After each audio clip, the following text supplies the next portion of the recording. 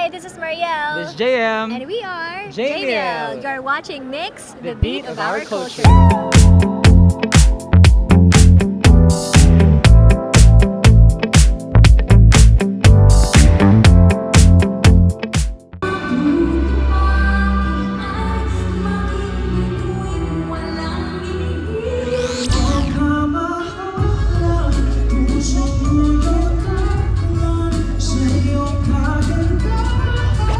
Sa mga messages natin minsan, JM, alam niyo ba, nang magagaling pa kami ng Cebu, pupunta kami dyan sa concert niyo. Parang kasalanan pa natin. Di ba? Joke lang. We all love you po. Maraming salamat po. Pero, thank you.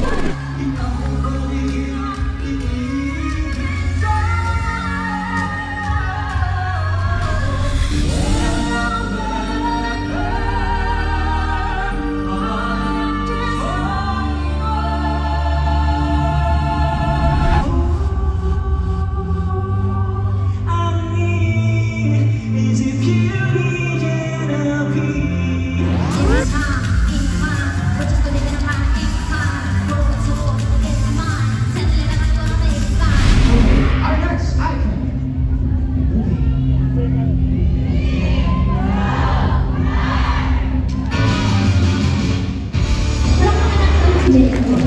Check the drink.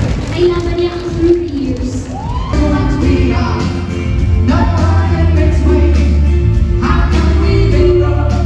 Say away with me.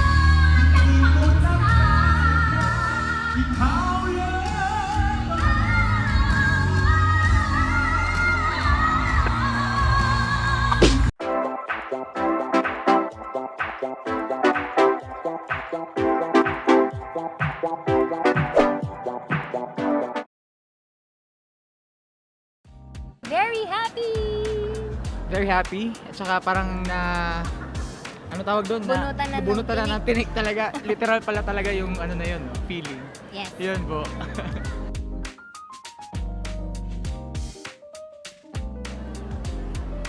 Extravagant. Extravagant. Magnificent.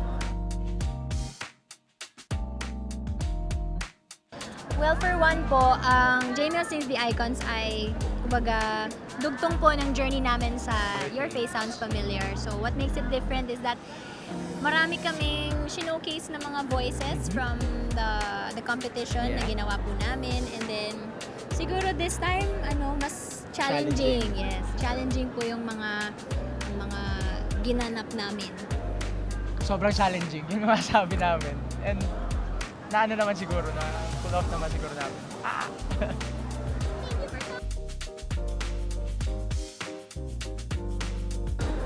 Siguro yung pinaka sa akin pa rin, maingay pa rin sa tenga ko yung last song namin na like And I'm maingay telling sila, you. tumayo Yeah. sila, ganyan.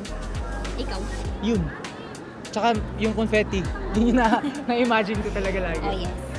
With all the standing ovations of our audiences. Just thank you so much.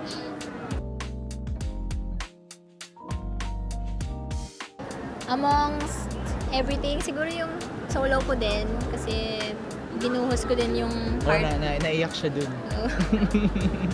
Kasi matagal na din po siyang nire-request sa akin, like the Mm. past concerts pa, since pang 13 na po namin na concert ito.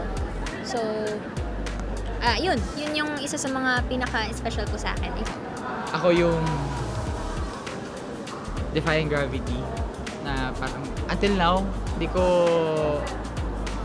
na-imagine na nagawa ko yun live sa concert. Kasi po, yung sa Your Face kasi, explain ko lang ng onte.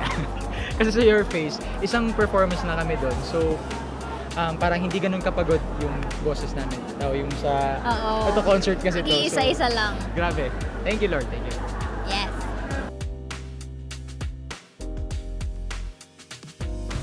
Challenging part yung sa last part. Kasi yun na lang talaga yung pinush namin.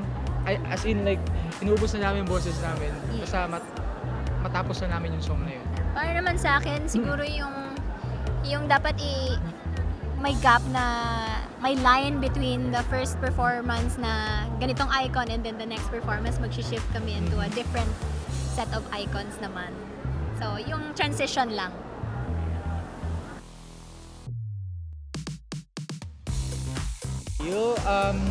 Sobrang surreal. Kasi, yun nga po, sold out tayo. So, ang sarap kumanta ng napakaraming tao.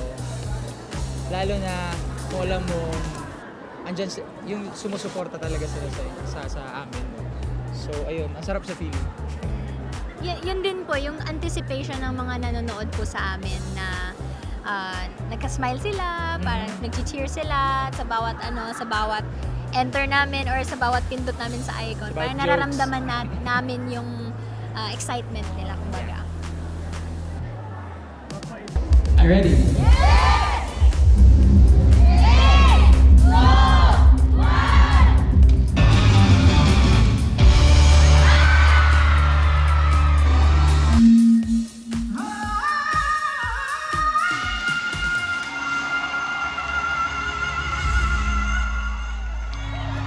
Salamat po, Kuya JM. My name is Ayan, you may follow us sa aming social media accounts, JM De La Serna. And Mariel Montaliano, the kids po! Let's go!